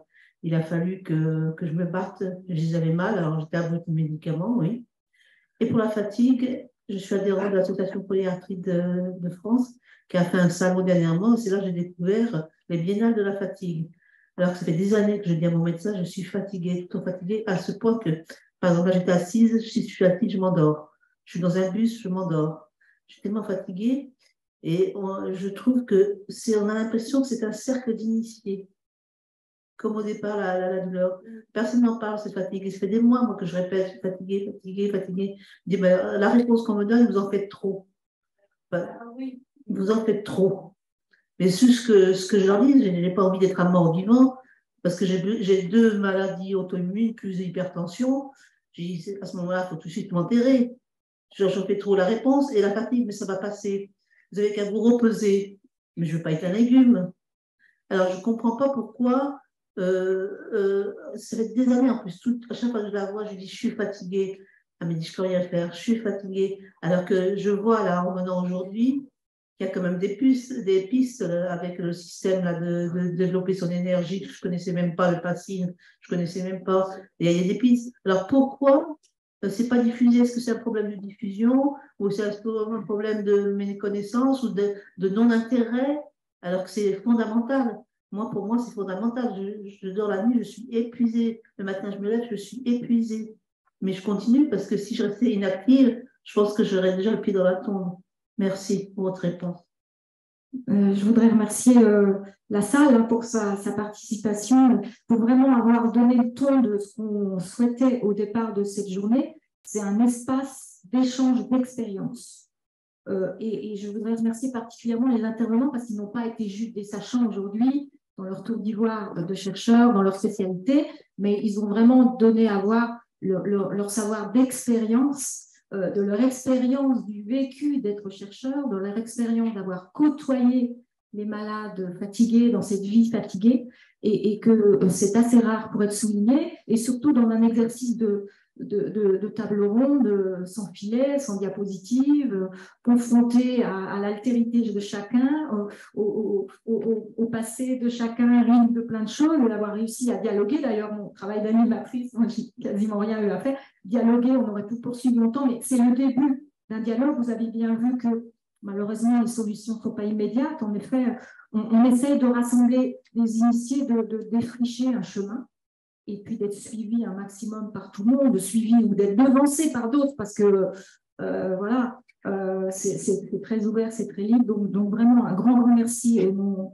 du groupe de travail et à mes collègues aussi du groupe de travail d'avoir cumulé cette organisation à leur tâche de bénévole. Grand merci à tous les intervenants.